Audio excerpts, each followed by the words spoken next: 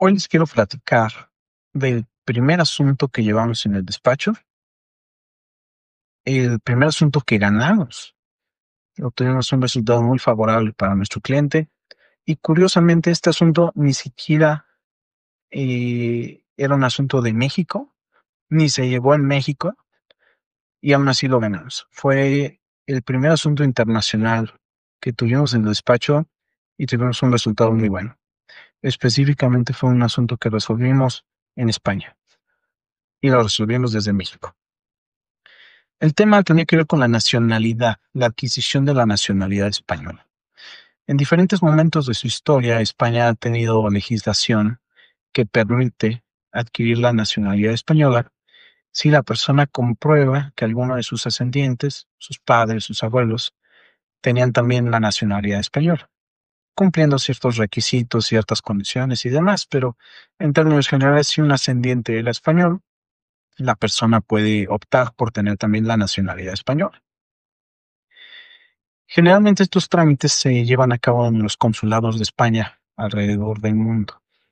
En este caso, eh, pues tuvimos que llevar a cabo ciertas cuestiones ante el consulado español en la Ciudad de México y directamente con el gobierno español en España.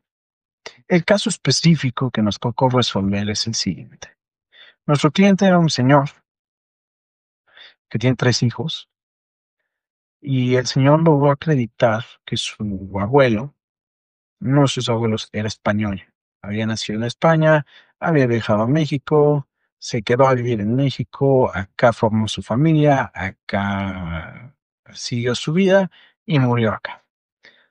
Entonces, cuando el gobierno español emite esta legislación, pues nuestro cliente y sus hermanos optaron por hacer el trámite, adquirir la nacionalidad española, específicamente con la finalidad de poder ellos a su vez transmitir la nacionalidad española a sus hijos para que ellos pudieran tener, además de todos los beneficios que da nuestro país por ser mexicanos, pudieran tener ellos, al tener ya doble nacionalidad, mexicana y española, acceder a todos los beneficios que da la Unión Europea a los ciudadanos europeos.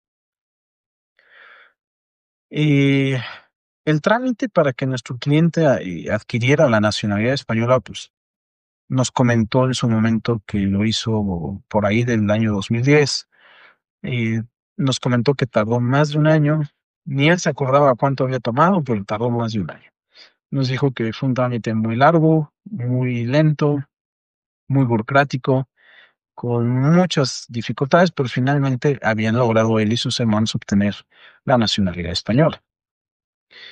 En consecuencia, ahora ya podía él transmitirle también la nacionalidad española a sus 3 hijos. La legislación española preveía que él podía hacer el trámite de sus 3 hijos si ellos eran menores de edad.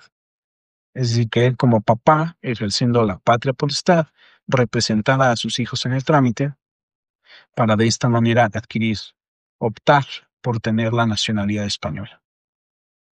¿Qué fue lo que pasó? El señor, nuestro cliente, se tardó en iniciar el trámite. Si la persona cumplía la mayoría de edad, y la mayoría de edad, eh, el gobierno español permitía que se definiera por el país donde estaban las personas. En este caso, como nuestro cliente y sus hijos están en Ciudad de México, la mayoría de ellos a los 18 años, en consecuencia, el señor podía llevar el trámite de sus hijos antes de que cumplieran 18 años.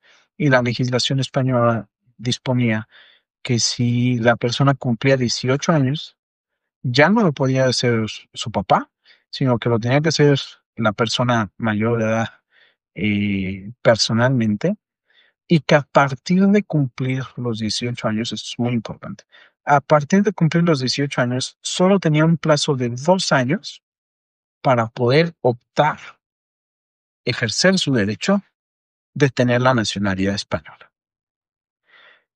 En nuestro caso, nuestro cliente y su hijo mayor, pues se tardaron en iniciar el proceso. El hijo mayor cumplió los 18 años. En consecuencia, su papá ya no podía hacer el trámite por él. Al momento en que lo inician, fue en el año 2000,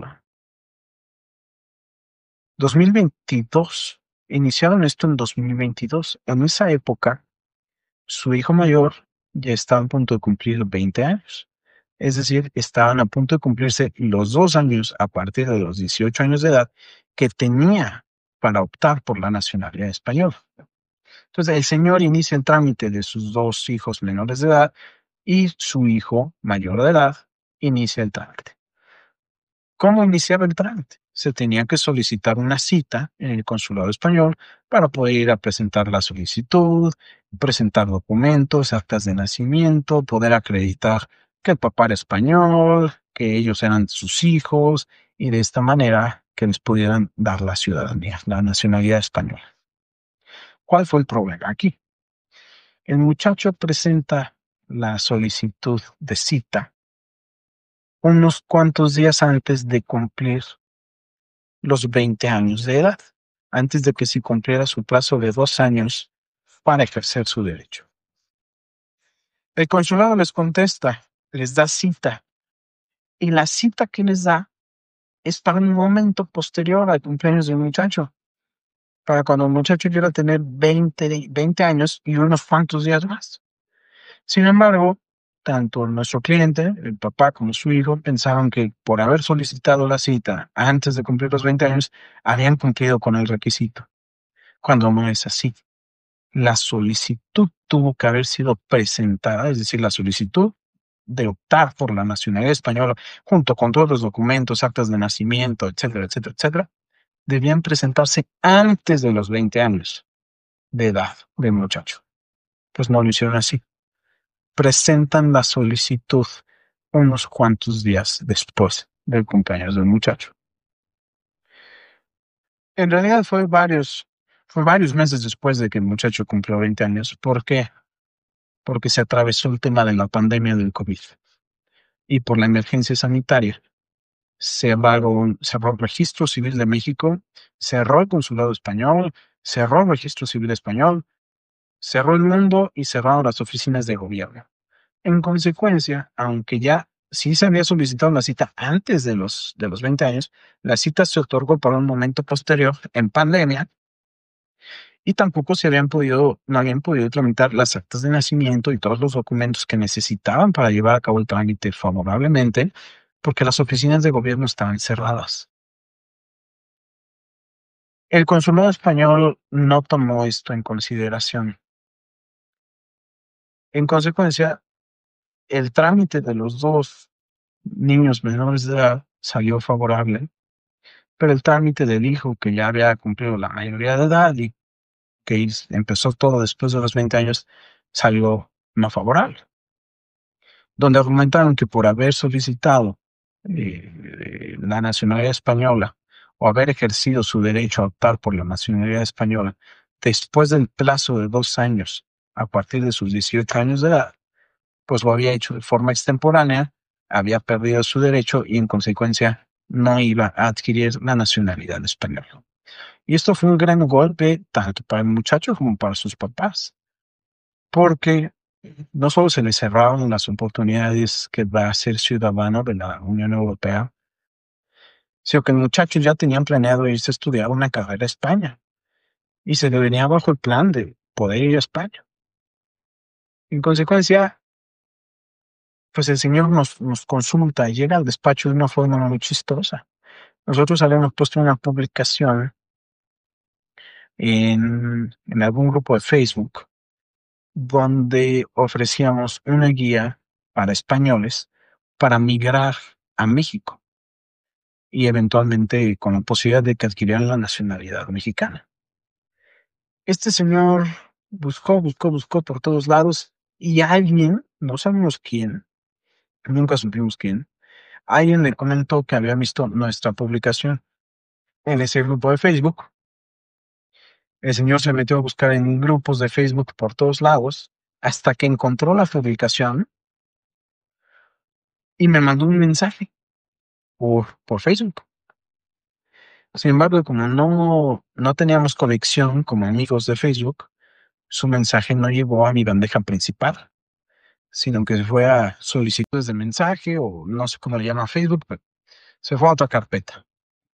Entonces yo no vi, la aplicación no me notificó que llegó, yo no vi que me había llegado y pasaban, según recuerdo, unas 3 o 4 semanas antes de que yo viera la otra bandeja y era el mensaje de este señor. Y pues lo abrí y vi la situación que nos comentaba y mi primera reacción fue, pues yo no soy abogado de migración en España, yo no puedo resolver un tema eh, de adquisición de la nacionalidad española, porque en principio, pues son leyes que no manejo yo, no soy abogado español, son temas que si se tienen que llegar a litigar, se tienen que litigar en España ante tribunales españoles por abogados con autorización para ejercer la profesión en España. Y yo no tengo autorización para ser abogado en España, yo no manejo las leyes españolas eh, y yo no estoy en España como para acudir a un tribunal español a litigar. Sin embargo, cité al señor para poder explicarle todo esto en persona y para explicarle algunas ideas que se me habían ocurrido para resolver este tema fuera de juzgados, de manera que sí le pudiera prestar ayuda al señor, sin ser abogado español y sin tener que acudir a un tribunal en España con la autorización para ejercer la profesión en España. Lo cité en la oficina, le comenté estas cuestiones y le comenté las ideas que se me habían ocurrido. Y pues el señor en realidad ya estaba desesperado, estaba desesperanzado y pues cualquier opción que pudiera representar una solución al asunto, el señor la quería tomar. Entonces la tomó. Y básicamente las ideas que tuve y lo que le planteamos a él como la posible forma de solucionar el asunto era lo siguiente. Se tenía que argumentar que el muchacho había hecho el ejercicio, había ejercido su derecho a optar por la nacionalidad española antes de cumplir 20 años. En consecuencia, por eso solicitó la cita. El que el consulado le hubiera dado cita para un momento posterior a su cumpleaños no podía ser imputable al muchacho. Eso es un tema 100% responsabilidad del consulado, es un tema administrativo interno del consulado que no debía afectar en consecuencia al muchacho, porque el muchacho quiso ejercer su derecho antes de cumplir los 20 años, dentro del plazo de 2 años que la legislación le otorgaba. El muchacho hizo su parte. En consecuencia, no se podía hablar de que había habido un descuido o una irresponsabilidad de su parte o que no había tenido el interés de hacerlo a tiempo, porque sí lo quiso hacer a tiempo.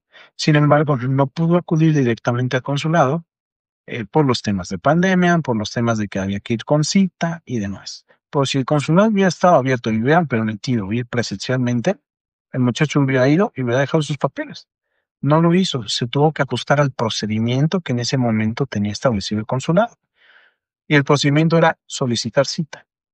El hecho de que hubiera solicitado la cita antes de sus 20 años demostraba que el muchacho había ejercido o había iniciado el ejercicio de su derecho dentro del plazo legal que tenía para hacerlo conforme a la legislación española.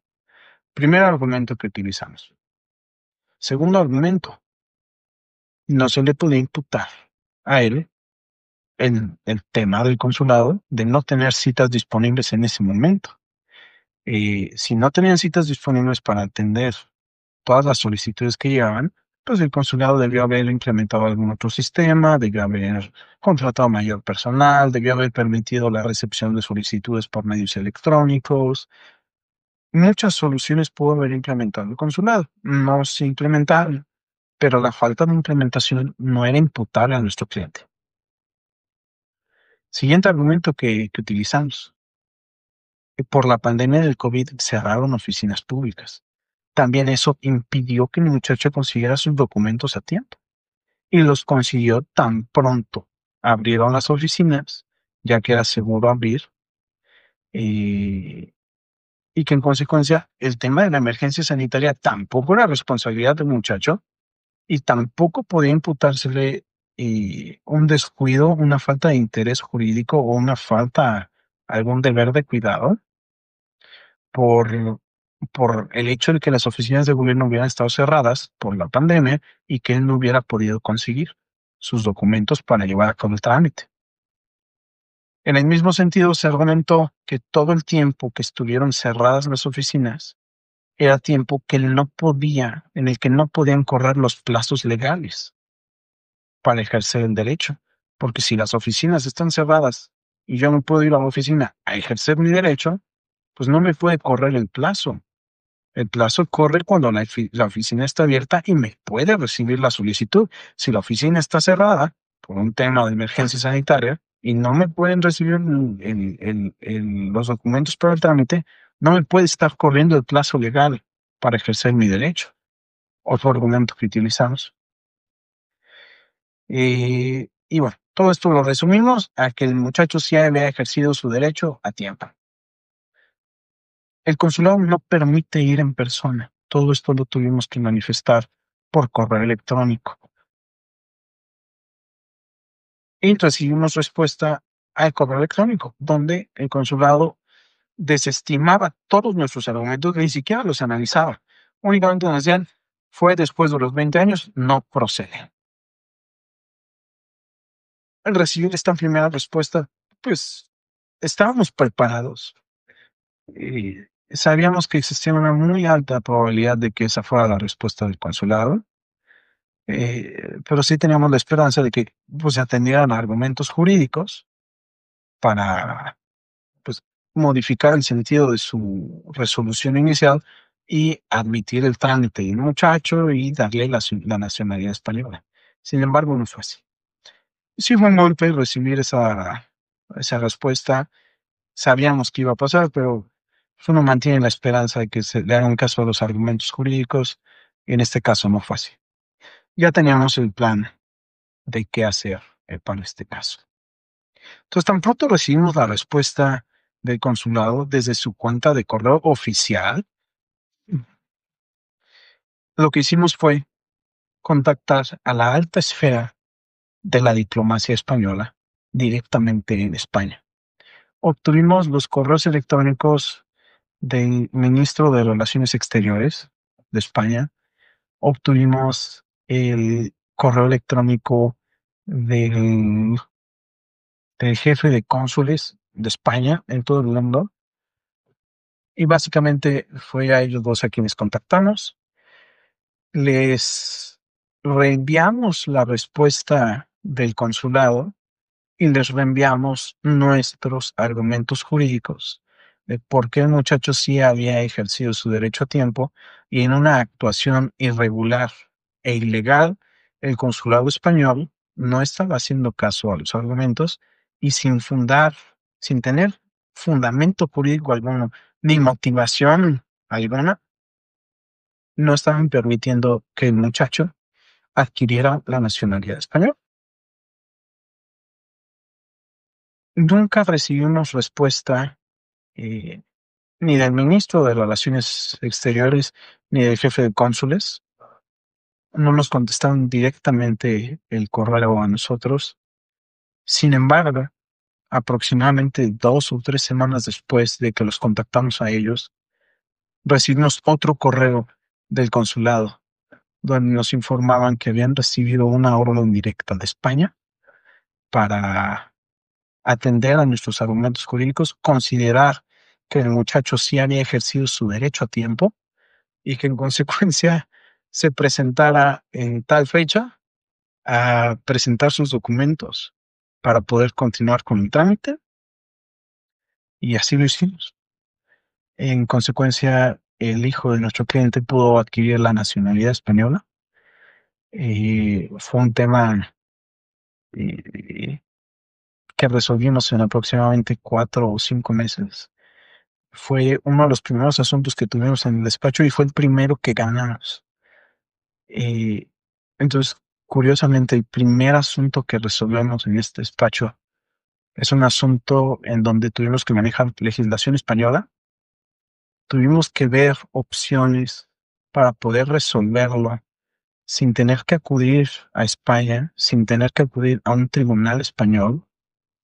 y viendo la forma de hacer que las autoridades españolas intervinieran e hicieran valer el derecho, que se aplicara el derecho como se debe aplicar y que se respetaran los derechos de nuestro cliente y de su hijo. Y lo logramos en 4 o 5 meses. Entonces es muy interesante que el primer asunto que resolvimos fue un asunto con aplicación de leyes extranjeras, fue un asunto en Europa, con repercusión en México, pero en Europa.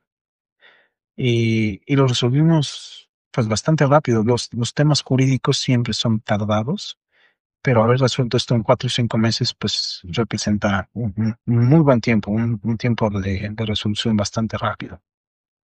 Y fue aquí donde demostramos que las habilidades, los conocimientos, la pericia, la habilidad de los que integramos este despacho podían resolver problemas sin que importaban las fronteras de los países. A partir de ahí hemos podido apoyar a personas que están tanto en Europa como en México como en Estados Unidos.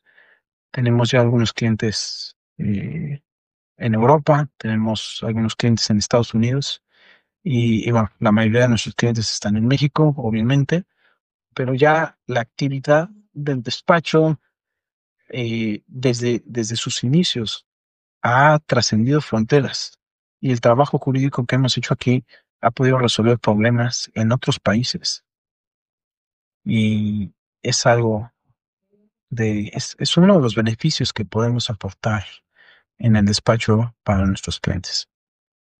Bueno, por eso terminamos este segundo episodio, este segundo video, esta segunda plática que tengo con ustedes y nos vemos aquí la próxima semana para platicar un poco más sobre el trabajo que hacemos en este despacho de abogados. Muchas gracias.